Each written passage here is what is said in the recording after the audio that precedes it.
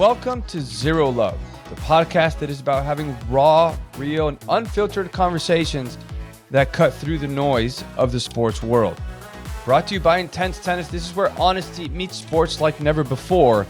And this week we have legendary Duke Blue Devil player and coach, Jonathan Stokke, who turned down a potential career on the ATP Tour after having played at the US Open twice. We dive deep into what led him to making that decision, how he's become one of the most successful online tennis coaches, his thoughts on NIL for college tennis, and his thoughts on what should be done with doubles at the ATP and WTA tours. I'm JY Aubone, and this is Zero Love. All right, we're going. Stokke, welcome. Good to be here. Yeah, thanks for jumping on. I know you're coming up on a very busy time of year, a lot of stuff going on, so really appreciate you giving us some time, man. How's everything going in Charleston, right?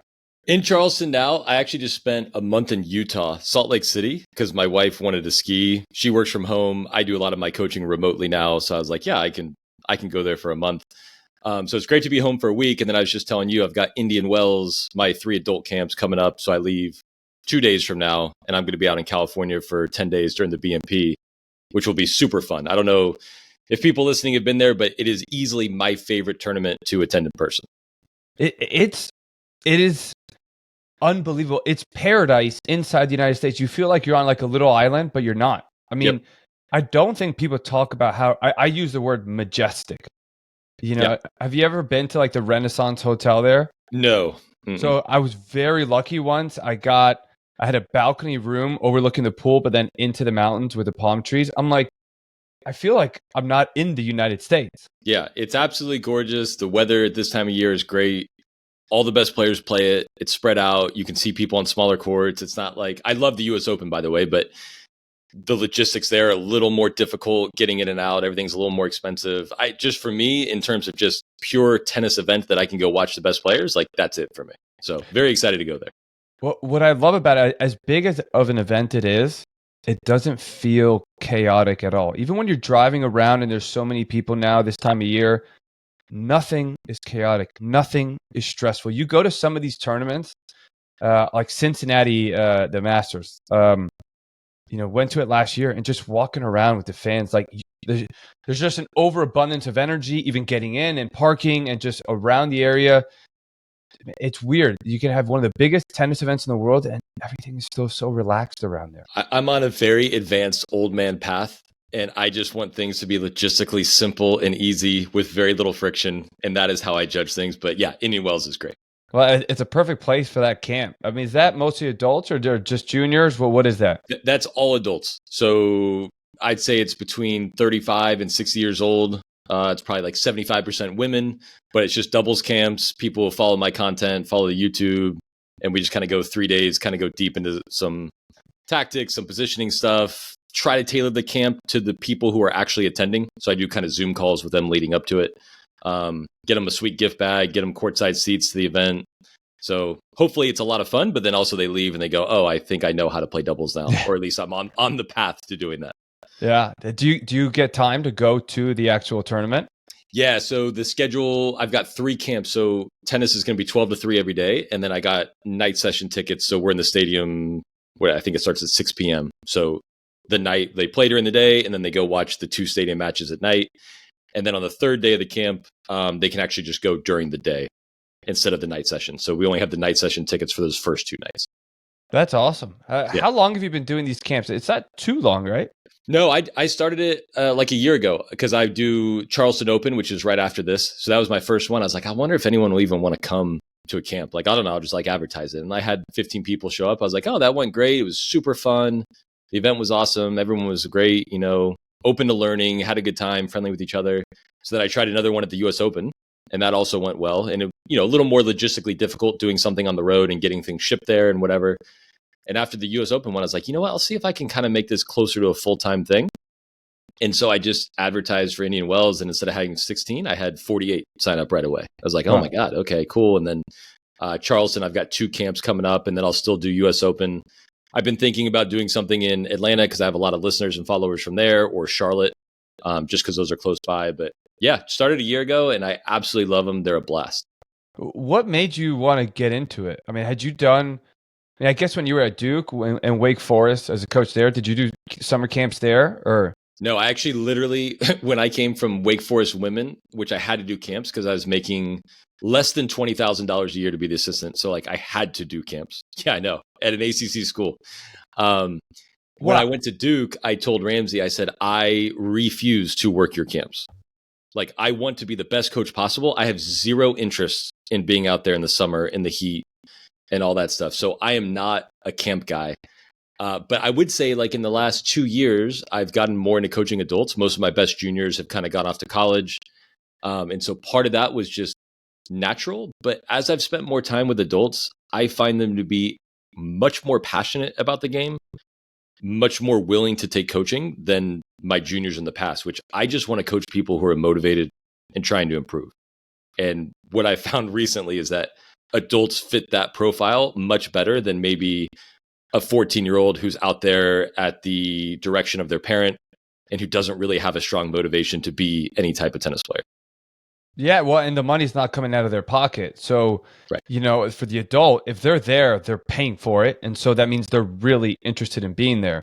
You have kids a lot of time that maybe, they're there because they kind of have to be because they have a tournament coming up, but maybe they're really tired and they just don't want to do it. Because not all kids are just like die hard. Tennis is my life. I love it to death. And so, most kids, you do get those days where it's like, my gosh, do they want to be here? Like, why are we here right now? Right. And I actually got in trouble one time with a parent, and I do understand that motivation is part of coaching, but for me, it's a very, very, very, very small part. So they were saying, oh, my kid can be good, but you're going to have to motivate him. I said, whoa. No, I don't. I have zero interest in trying to motivate your 14-year-old. Like, that is not part of what I want to be doing. I want to coach them.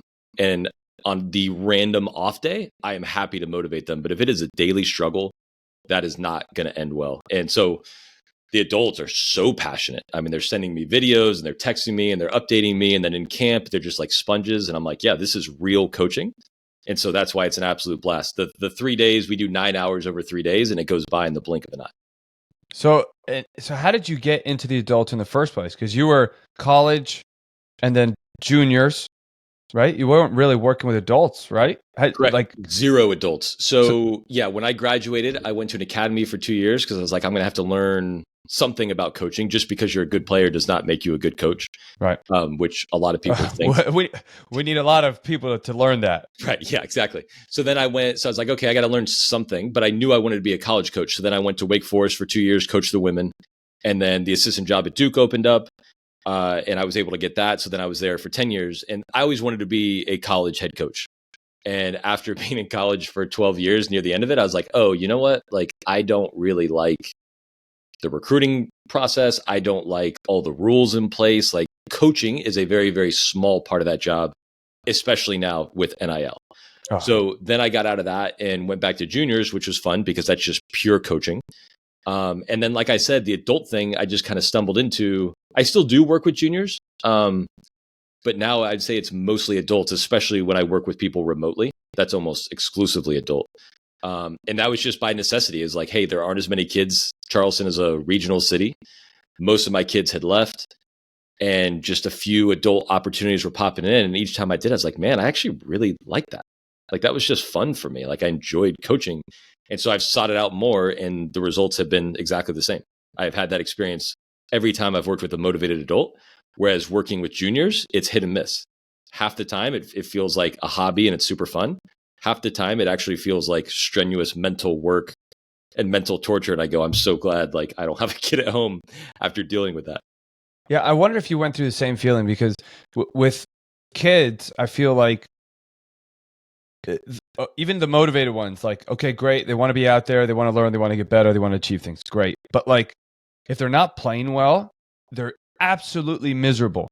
But with adults, even on the days they're not playing well or really quite getting what you're trying to teach them, there's still an appreciation for being outside, sweating, running, exercising, feeling like they're on the court with a coach that they want to learn from. It's more well-balanced. It's more logical to work, right? Yeah. I mean, it's nice dealing with people who have a fully formed frontal lobe and maybe are a little less emotional and have less chemicals pumping through their body. But like, yeah, like I like being able to just reason with an adult and look at them and go, hey, you're missing the net. You should aim higher. And they go, you know what? Yeah, it is that simple. Like, I'm not going to make it more than it is. Like, that is a very rewarding process for sure. Yeah. And did you ever imagine yourself, like when you were a kid? I mean, you were an incredibly successful junior, a successful college player. Did you ever imagine yourself thinking that you would just be in the position that you're in now, coaching adults, coaching camps, a lot of online coaching? Granted, online coaching didn't even really exist when we were growing up. I mean, I'm a little younger, but not too much younger. Do you ever imagine yourself being in this situation? Because it's No, I wouldn't. I knew I wanted to be a coach. Not early, but definitely in college. I knew I wanted to coach. That idea sounded rewarding, and it's been exactly what I thought it would be, which I love. I think when you're younger and you're maybe short-sighted, like I'm still very, very competitive, but I just assumed to be like, oh, I'm going to try to win national championships and I'm going to try to develop national champions as if that is succeeding or if that is whatever. And that really, the more I coach, I realize like that doesn't add anything to what I do. It really doesn't. It's just maximizing whoever I'm working with. So I would have said, high school and college Stokke would have been like, oh, coaching adults is like, that's boring, and it's like anything but. I mean, there's nothing better than receiving a text and going, hey, I beat this guy 2-2, and I've never beat him before. And like, that feels the same as winning a massive college duel match or having a player win a gold ball. It is all the same. So no, I didn't think I'd be here, but I'm very happy that I am. And what's it like, especially with your, start with just like the videos that you put up, I mean, like how time consuming, new skills you had to work, things you had to learn on the computer, because that's just outside of just coaching, right? What's that journey been like? Because obviously you've been extremely successful with it, but how is that like processed? Because I mean, that's a lot of people get so frustrated so quick. They just go back to coaching because it's just a lot easier. Like, oh, I'm just going to coach. But like, I know, we've been talking for a few years about this, but like, what have you learned like going through all this? What was that like? Because it's not easy to get videos where people actually watch because now there's an overabundance of them, right? Right. There's two things with it. So the first thing that I love, and I usually use golf and paddle, but like trying to edit a YouTube video would also be that skill, is it definitely helps me get in the mind of a tennis player. Because like I'm a beginner video editor. If you watch any of my YouTube videos, they say you're supposed to make 100 before you even start like kind of knowing what you're supposed to do. So like making simple mistakes, looking back on a video and going, oh my God, like the audio, like I didn't even fix that. Or this editing was so poor, or I accidentally had the video quality wrong. Like all these simple mistakes. Okay, well, that's what I see a tennis player doing. And a pro YouTuber might look at me and go, how can you do that?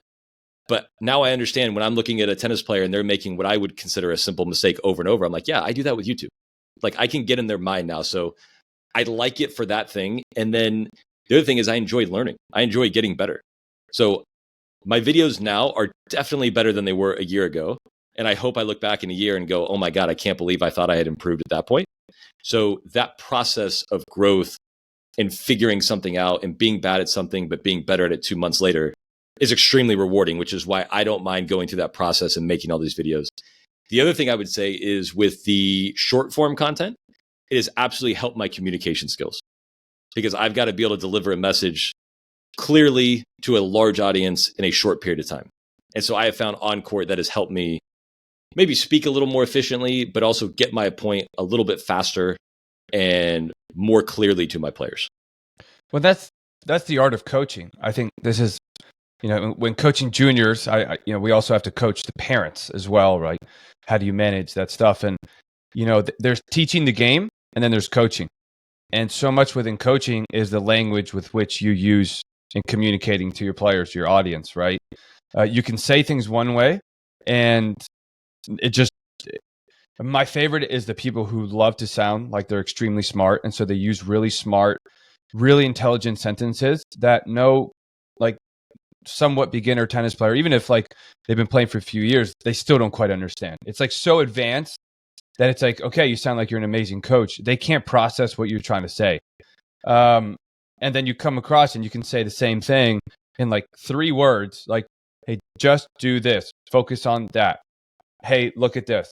And boom, just like that, sure, you might not sound as smart, but our job is to get the person to get better. That's it. Right. It's not for us to look good. It's for them to actually look good. Right. That's the key. And like, it just makes me aware of my words. Like, so for example, two things that people always, I will say a word, but the word that they heard in their brain is different. So in doubles, I say, hey, don't worry about your alley when you're 1 up, 1 back. What people hear is don't worry about your line. No, you should still be worried about your line if you're not poaching. Like, that's your half of the court that you're theoretically covering. Just don't cover the alley. That's different. Like your singles line, I want you to cover that. Another thing would be, I tell people, especially like, let's say a 3-0, I want you to aim down the middle. And they go, well, I don't want to hit down the middle. I said, I didn't say hit down the middle. I said, aim there. You are not going to hit where you're aiming. I don't know if you've watched yourself play. Those are very, very different. I want you to aim middle so that when you hit it, it will go everywhere but the middle. And all those options are fantastic. But it doesn't matter what I say. I have to pay attention to what they are actually hearing. Another good example, actually, I had a lesson yesterday and a girl was working on something and I gave her a correction and she did it and she missed the ball. And I said, oh, that was better. And she said, that wasn't good. And I said, I didn't say it was good. I was like, that was bad. It was just better than the rep before. And so it's always very, very interesting what I say versus what people are processing and hearing. And that's beautiful because I've seen a lot of coaches where they want to force their message and they want to force the person to accept what they're saying and make them change their mind or change their interpretation so that they hear what we're saying, when actually we need to try to put ourselves in their shoes, right? What's easier for us to kind of get in their shoes or for them to get in our shoes? What they're learning is already hard enough. And now they also need to somehow learn our language. That's tough. So we can find the balance. And I say we because, I'm still a coach. But yeah, I mean, it's easier for us to just, I guess, dumb it down, right? I mean, look, we're getting paid, so it's on us to bridge that communication gap. Right. It's not up to them to solve what we do. It's for me to sit there and go, hey, JY is a unique puzzle. I've got to solve him. That's what I'm here for. Hit high over the net and down the middle. Tennis isn't that complicated, but I have to find a way to make that concept believable and make sense to JY. That is the intriguing, exciting part about coaching. Yeah. Now I've been curious about this because I know you get so many messages asking. I love some of your just straight to the point, like kind of comments or like posts you put out there, because I'm just dying laughing. What are like one or two of the messages you just kind of get way too much, and you're like, I really wish everybody just knew this because I'm just so tired of getting asked this. Like, so it's not like the comment I get that drives me up the wall consistently. Well, two. One of them is, oh my God, if you give me that serve, like I'm just gonna smoke it down the line all day in the alley. Or, you can hit short balls, but not when you get to 4-0. Like then people come up and crush it. I actually just did a YouTube video when I was in Salt Lake. I watched University of Utah play Arizona State, and this kid from Arizona State, kind of shorter guy, no serve, whatever. He probably hit half his balls on the service line, and he won 6-4, 6-1. He was down 3-0, by the way. He got off to a little bit of a slow start, and then he just kind of locked it down and just gave the guy short balls all day. He's a 13 UTR, by the way. And I'm not advocating for people to hit short, but I'm like, do you know how hard it is to attack a short ball? Like that's what I spend all my time in lessons on, is like teaching people how to volley and hit an overhead and what type of like, it's not easy. And people kind of go, well, but it's the 4-0, 4-5 level. Like, people just smack that. And I'm like, my college guys couldn't do that. And the other thing too, and I think it's important for people to understand, is that all the tactics and ideas scale from 3-0 to college. Even honestly, most of them even to the pros. So it's like, you'll see a college guy playing and you'll go, look how hard they hit. They're still hitting at 70% of their max. The same way a 3-0 should be hitting at 70% of their max. It's just much faster because they're much better. But what they're attempting to do for the most part is very, very similar. So I think a lot of people think the difference between a 3-0 and 3-5 or 4-0 is like tactical. And I'm just like, I think it's just better execution of those ideas. So that's one thing. I hate when people act like it's so easy to attack or so easy to hit these balls. The other thing that kind of triggers me, this is not a tactical thing, but I hear a lot of people blaming. I heard this quote is, if you want to feel better, blame others. And if you want to get better, blame yourself. And I hate when I hear any type of comment where it's like, oh, I got bad line calls, or the court was slow, or it was windy, and I'm like, yeah, all those things are probably true. Guess what? Athletics is not supposed to be fair. So if you actually want to take ownership and get better and win those matches, you'll just go, yeah, that's part of the deal. Hey, I would be better against JY in a fast court, but here we are at Florida State and the court is mud. Okay, that's a fact. Cool. I still have to go win the match. No one's going to feel sorry for me. And if JY made one tight line call, cool, we played 150. That's not why I'm going to win or lose the match. So I really love when players take ownership. And then when you lose, you can just say, hey, guess what? I wasn't good enough. Like, what an empowering thing to just be able to accept that and go, hey, I wasn't good enough today. And if I don't like it, I can go work harder. So those are the two things, how easy people think it is to attack and hit winners.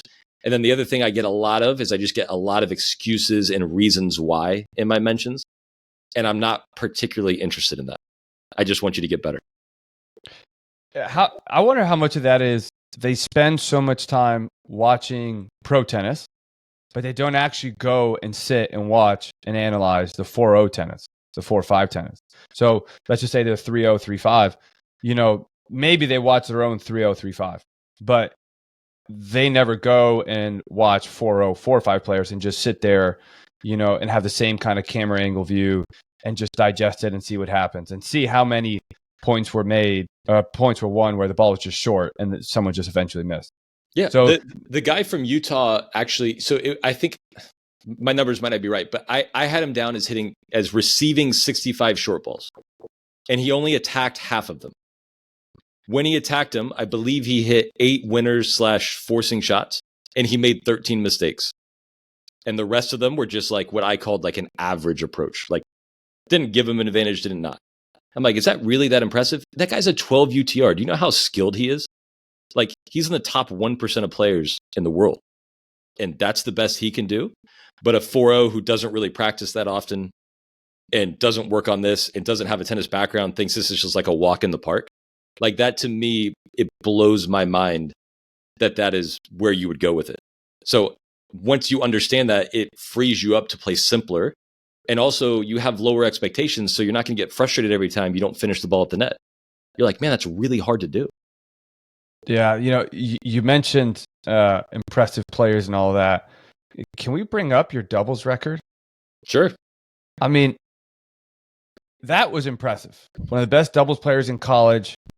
One of the best doubles players in the world as a junior. Were you like 10 in the world? They used to do separate. Yeah, they used to do singles and doubles separate. So Rajiv and I were, I think at the time, we were like the 3rd best team together. Yeah. Yeah. And so, and you play at the US Open twice, right? Because you won the wild card at Kalamazoo twice? We won Kalamazoo every year we played it, but you only get the main draw wild card when you're in the 18s. So right. Yeah, we played my junior and senior year of high school. What was that like playing in the US Open like that? I mean, that's because to me, out of all the tournaments I've ever been to, the US Open is the most like chaotic one. It's like, I call it a party. It's just nuts. Yeah.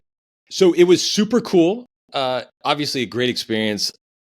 I was nervous to get in there. Once I won it, I was even more nervous the next year to try to win Kalamazoo to get back. Loved the experience.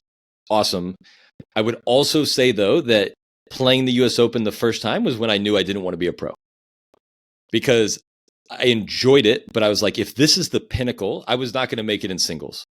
I'm very confident if I had committed myself to being a doubles player that I would have had tremendous success. Everyone that I grew up playing with, like you said, in ITF, Santiago Gonzalez, Rajiv, all these guys who have done well, I was their peer.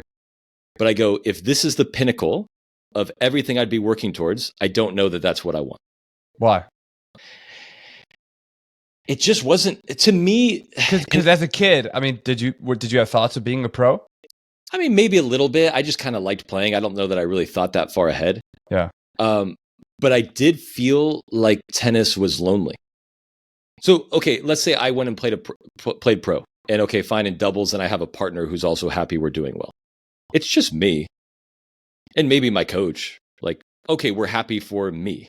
Like, it's just not a whole lot there. I'm not on a team of 15 guys or a football team of 50 guys where we all get to enjoy this together. It's just like, oh, it's just my little thing. Like, If I'm happy with it, then I'm happy with it. The reason why I wanted to get into coaching is because I'm like, man, I can help someone else. Number one, I'm always going to be on the team. So if it's college, cool, I'm helping 10 guys. If it's an adult, I'm helping that adult, but I get to enjoy it with someone else. I just felt like with my own tennis, I was like, yeah, I know I'm good. How good can I be? I don't know, but it just seemed like a lonely venture to do something that's just purely for yourself. That just didn't really resonate with me. Did you get some of an idea of that when you were playing? Because you played ITFs. I saw you traveled. You were in Europe. I mean, but did you travel to some of that? Because a lot of times when we travel internationally as juniors, especially in America, you might travel with the USTA or some other kids. So you're playing, but you're there with other kids. It doesn't feel as lonely. Yep. I mean, what was your travels like as a junior? It wasn't lonely from a social standpoint. It was lonely from a outcome, like, purpose standpoint. Like, what am I trying to do? Just me win a match? Like, and no one cared. I mean, no one really cared. Like, maybe people get jealous, but like, people aren't really rooting that hard for you in life, I would say. So like a 15-year-old teenager is not like, I really hope Stokke does well in this tournament. You know, like there's a little bit of that competitive, like you're all competitors at the end of the day. And so, yeah, socially it was like, great, fine. I had friends. I mean, I'm not the most social guy, but like, I never felt lonely in that sense. It was just like, oh, like I won. And like the USTA coach is happy for me, but like, it's just kind of my little thing. I don't know. It didn't have enough of a reward for me to pursue and go, okay, I'm going to go travel the world and grind through futures and grind through challengers and have to find doubles partners and maybe have to do that for 4 or 5 years playing in front of nobody before I could get right back to where I am now, which is like, if that's the payoff and that's what I have to do, it's just not enough for me. So you must have loved college tennis. I did. And I liked it a lot more like when it was pure, you know, kind of when I started in 2008, where it's like, hey, a kid comes senior year and he's happy to be in college and you give him a scholarship and then you just go play as a team. You know, now it is like, hey, I've got to pay you a couple $100,000. I've got to take you to pro events. You might not even show up to all of my college matches because you want to go play pro things during the season. It's so transactional now and so competitive. And I think I will never get back into college. But if I did have to, I would go like to a mid-major or a lower school where it's like, hey, you're not trying to be the best. Like you can actually have that experience. That would be rewarding. What if, and you're going to catch on pretty quick where I might be going with this. Okay. What if there was a team format, professional tennis league, singles, doubles, travel as a team, everything done as a team, you train as a team, home and away matches, just like college, and you're getting paid to do that? Is there a chance that would have been a different experience, an option for you? For sure. All right. Just saying, be on the lookout. Simple answer. Yeah. What do you think about all that NIL stuff? I mean, is that the right thing to do? Yeah, I think they need, like, it's the Wild West. When I was at Duke, everything was just seesaw. It was. Were you getting players that were kind of trying for NIL before NIL? Did you ever get any requests? No, because I left during COVID, so it was right before NIL. Okay. But the rules always seesaw. So it was, hey, you can't call a player. You can never text a player. And then it was like, oh, actually, just kidding. You can text them starting freshman year as much as you want. And then it was like, that became too much. And then it's like, okay, you can't do it. They just go back and forth. So right now, NIL, it's like Wild West. There are no rules. I think NIL is great for the quarterback of a football team or the point guard of a big basketball team, someone who actually is bringing value to the school. There's not a single tennis player out there who's really bringing a ton of value to the school. People right now are getting donors and supporters to put up a bunch of money to buy players in a Olympic sport. So how are you going to be competitive? Okay, you've got to get someone who can donate $500,000 to your program just to pay players. Yeah, right? No real return. No return. Now, if there was a way, like, so for example, I think it's like Livy Dunn, right, from LSU. Like, if someone had a organic following and they could make money off themselves without anything through the school or through the coach, I'd be like, yeah, it's great. Like, sure, go make money. Like, there aren't many people out there that can do that in any sport, in any collegiate sport. But right now, all it's become is I've got to raise money. I've got to even be paying the 10th guy on my team $20,000, just to be there. And it's like, I mean, whether it's right or wrong, I don't know. That's for someone else to decide. I just know that I have zero interest in it. It's definitely made me lose a little bit of love for the collegiate sport, knowing that that's like, oh, well, the best guy, oh, that guy went there for $100,000. Okay. Like, that doesn't seem very pure. Like, does that guy want to be a part of Oklahoma's tennis team? Or is it he went there because he got paid more? Like, I don't know. It loses a little bit for me. Yeah, you lose the love for the school, your teammates, and everything. I mean, that's why it was interesting that when I was being recruited to college, my top 3 schools were Florida State, Georgia, Illinois. I chose Florida State because I was a fan growing up, and I just couldn't imagine if they had any success without me being there, that I wasn't a part of it. I just knew I was going to regret it. And sure enough, Georgia, Illinois playing the finals the first year. Georgia plays again in the final the next year. So I think they won it back to back my first 2 years in college. And I was at Florida State. We lost second round of 16. And I wasn't going anywhere. Right? Like, I'm like, no, this is basically my second family, and we've completely lost touch of that. I mean, I get why maybe a football player who legitimately is risking his life, concussions and everything, they're putting their bodies on the line, and they're actually bringing people. One of the biggest, why did I like Florida State growing up? Football, baby. Come on. Charlie Ward in the 90s, Peter Warwick, Chris Wanke coming in. That was a big reason that got my attention. They brought me, I didn't know anything about the tennis team. No offense to any of the guys that played in the 90s.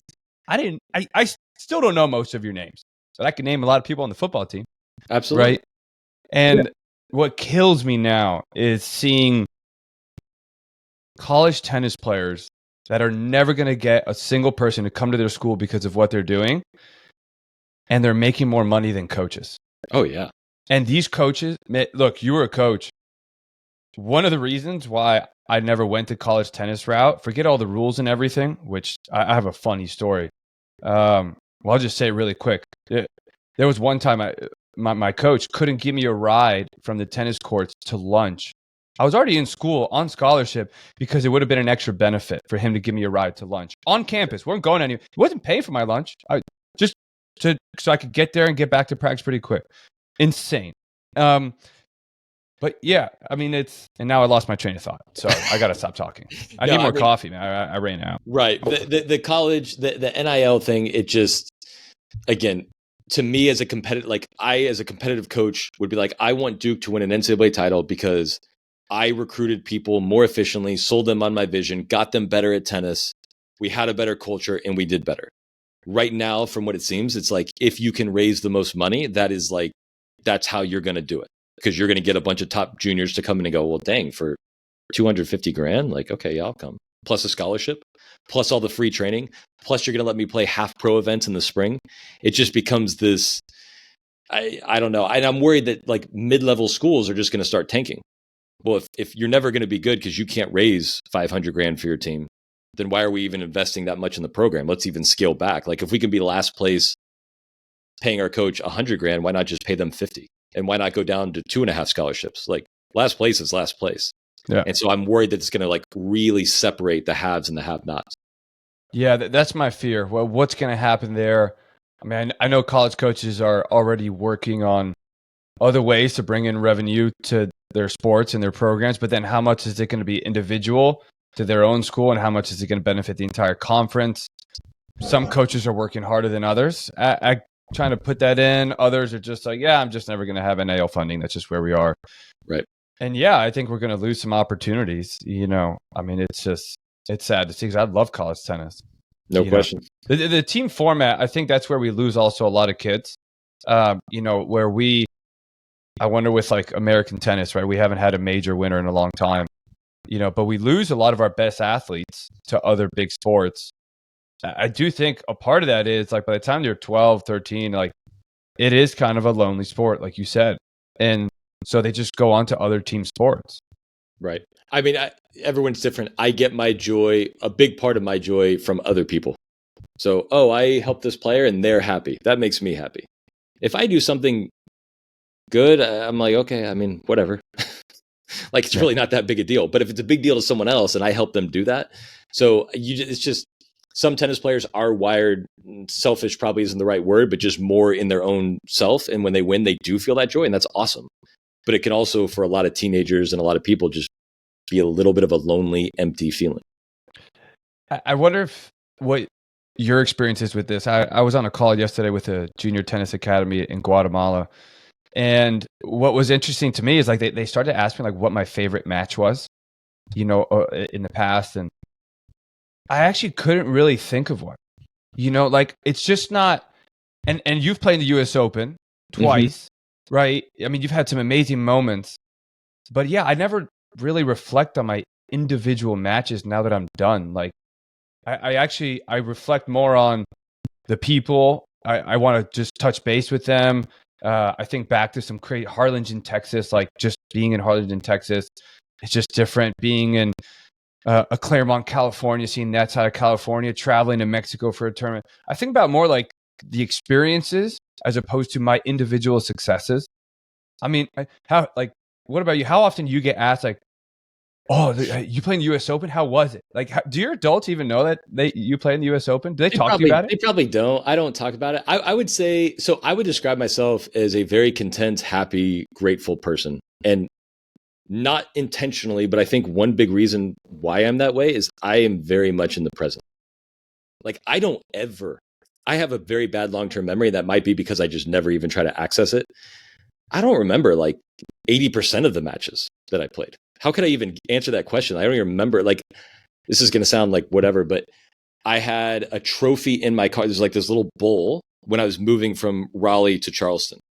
And it was in there. And I saw it at the end, like I was cleaning out my car and it said Easter Bowl 16's doubles champion. I was like, I never won Easter Bowl. I was like, Rajiv and I lost in the semi. And I like called my dad. I was like, did we win Easter Bowl? He's like, yeah, I remember you played with Brian Baker. Like you guys won it that next year. And you beat Brett Jolson and someone else. I'm like, what? I don't even remember it.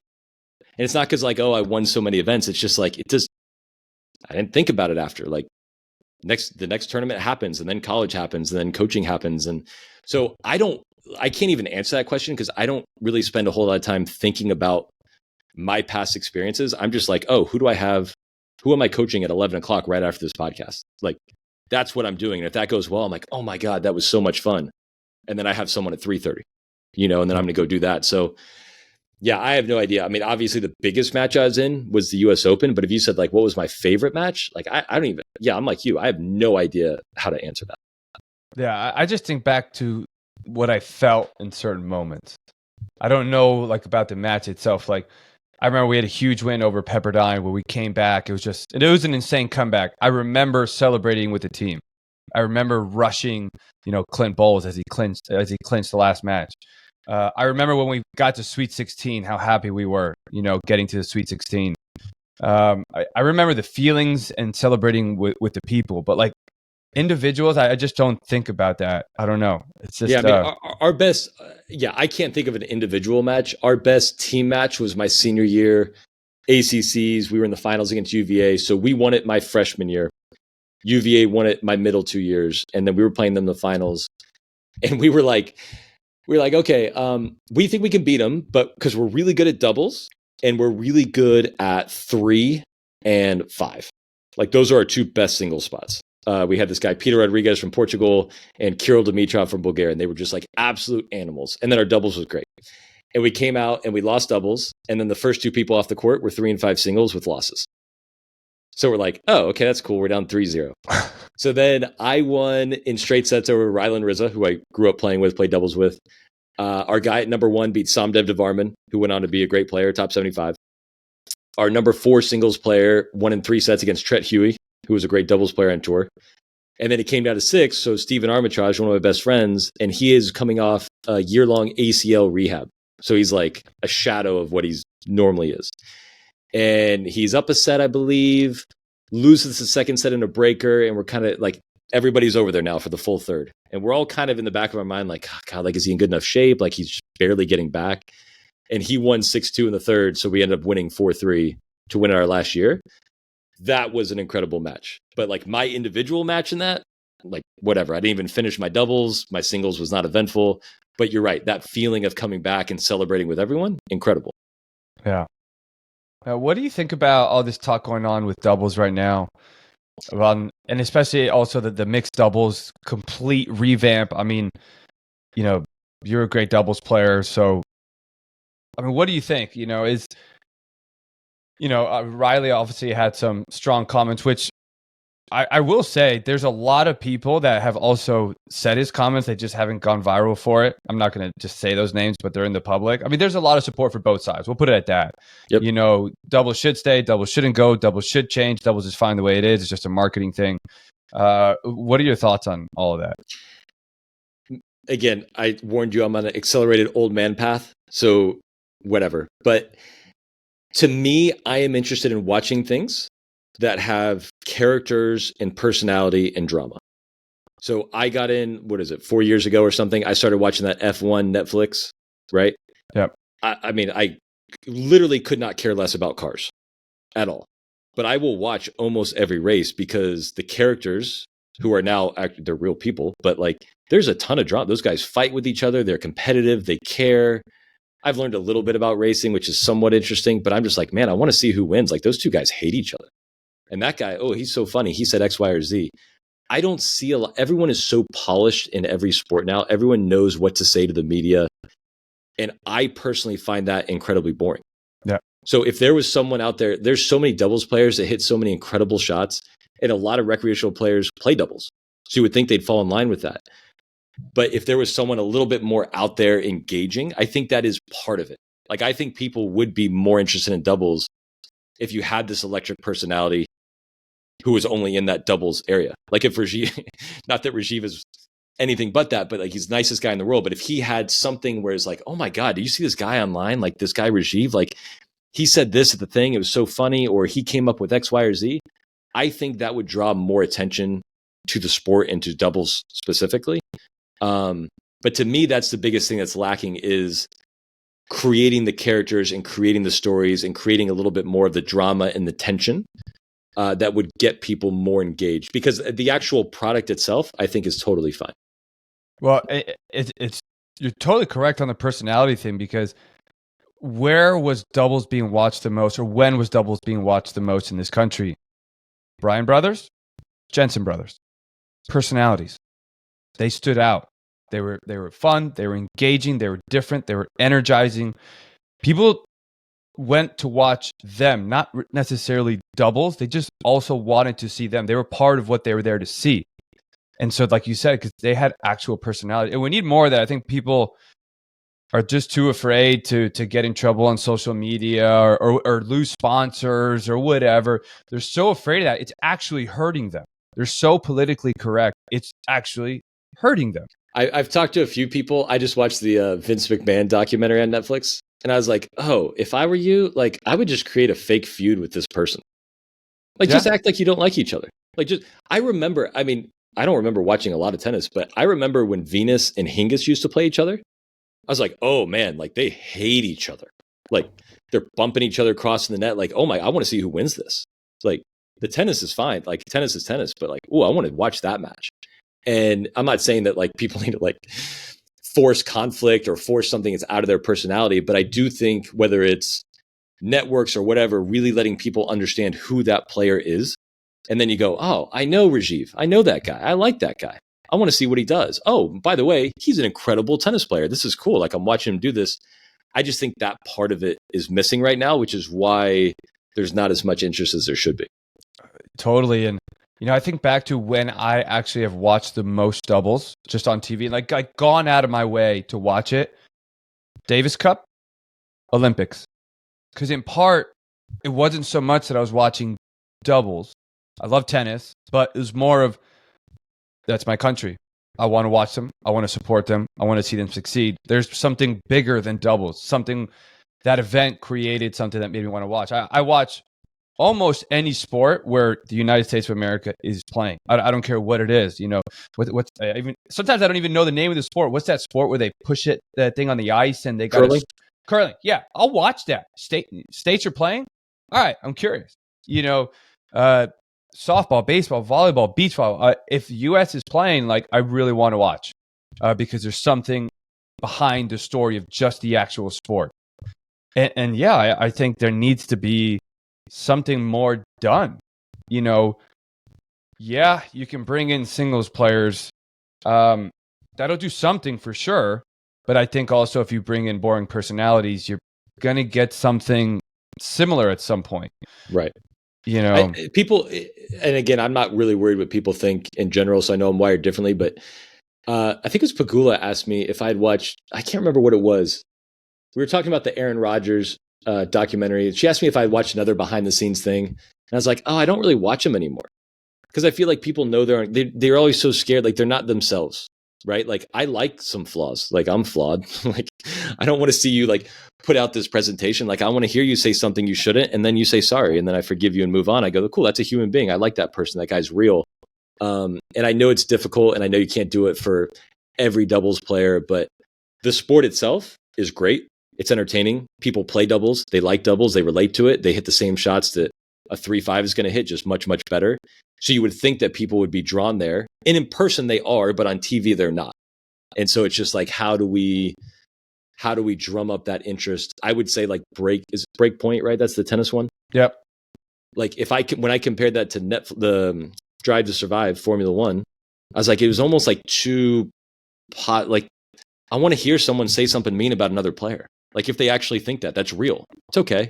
Or I want to see a vulnerable moment, and that would, number one, make me more interested in the show, but then also like I'd kind of fall in love with that player, and I go, I know them now. Like I'm connected to that person. I understand their struggles. So yeah, I think that would help.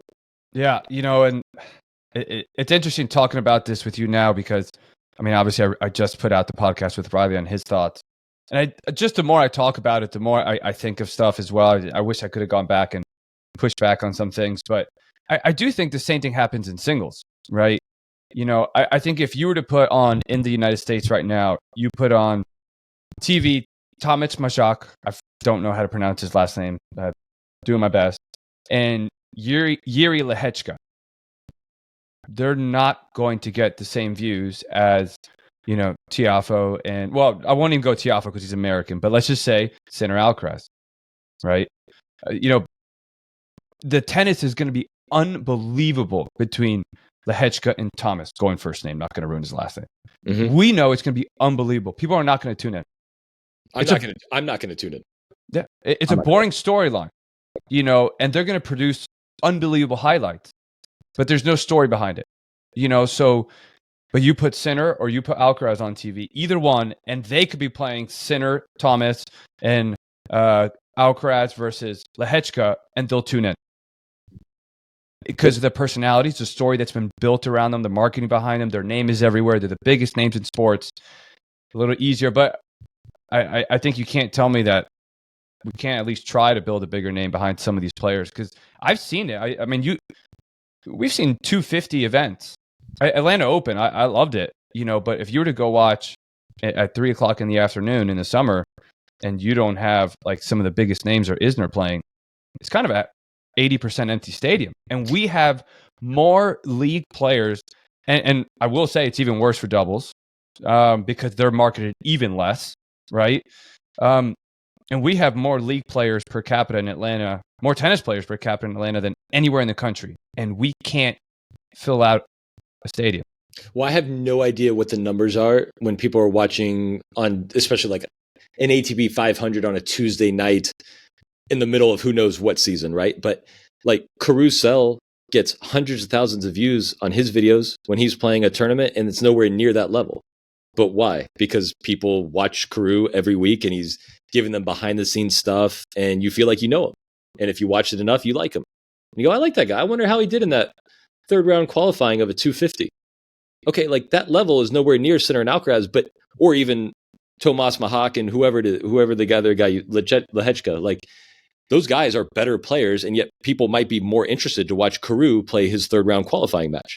Because you're like, oh, I like Carew. Oh, remember he gave me this tip and he did X, Y, or Z. And so I don't know how you do that. That's probably a much, much more loaded, difficult question to answer. But I think that's why it struggles a little bit compared to the actual product that it is. Well, I think, part of it is, one, we're not marketers, so we're not thinking about how to do that stuff. Two, I think it's a societal issue in general where people are so afraid to speak up because of cancel culture, right? That I think it's kind of calmed down a little bit, but for a while there, I mean, it was bad, right? And a lot of people even lost jobs. Like, sports is different because whether you would think it's good or bad or terrible, like, if you win, they'll keep you around the sport, right? As long as you're winning enough. And corporate America or anything like that, you're fired. You're gone. Like, it's just, we can replace you. Right. Yep. But people are so afraid to speak up. They don't let their personality come out. That's why it's interesting with a lot of these players. If you just sit down and have a coffee with them and talk with them for 45 minutes, have a podcast with them, even then it's still recorded, but just get them away from the cameras. They're totally different than what they give on in media. And it's just like, but they just don't want to get in trouble. Yep. And that's part of the public's fault, right? Because they crush everyone. All the credit in the world to Riley. He does not care what anybody thinks. And he put out those comments and he's like, he's willing to take it, right? He'll take it. Many people are not willing to take it. Yeah. And he's super interesting. And for me, I value authenticity. So like whatever he says things, I don't agree with all of them, but I'm like, oh, I like him. Like, I know he's going to say something. I'm interested. Oh, what did Riley say? Oh, I'm into that. Instead of like, oh, I tried my best. The tournament was fine. Just the vanilla, just kind of get through it. No waves. Yeah. Authenticity is huge. Well, Kyrgios is the best example, right? I remember he's as real as it gets. Love him or hate him, it's real. And I remember when Kyrgios played Riley first round, Toronto Masters, Riley was winning and Kyrgios was just not having one of his best days, interacting with the crowd, interacting with the chair umpire. There was a bad call. All I was hoping was, I'm like, oh, I just don't want to deal with this drama as a coach, And there was that one moment where he was up a set and then tiebreak of the second set where he thought Riley touched the net or not, whatever. And that just blew everything up. And it was very interesting because towards the end of that match, Riley is as silent as possible, professional, quiet. And yet every time Kyrgios went to point, the crowd was cheering for him. And I'm like, he's insulted the chair umpire. Well, I'm not going to say insulted. I don't hear the exact words. But he went after the chair umpire very aggressively. He went after fans. He's just yelling, screaming, sometimes not trying his best. But yet whenever he won a point, and the fans loved it. And it's like, that's not what I would ever teach my kid, but I still want him to win. Right. It was very interesting to see. That was my firsthand experience. Yep. And it really helped me understand, like, what are fans really looking for? Entertainment. And you're the entertainer now, right? with the YouTube channel and everything. So that's so funny. It's awesome. I find it entertaining. You're coaching, but like you said, the way you deliver the message is awesome. I appreciate that. So, yeah, man. Well, look, thanks for jumping on and having a little chat. Just, yeah, man. Thanks for your time. I can talk tennis all day, every day. It's kind of what I do. Love sorting through things, but yeah, super interesting and always great to talk to you. Thanks, man. All right.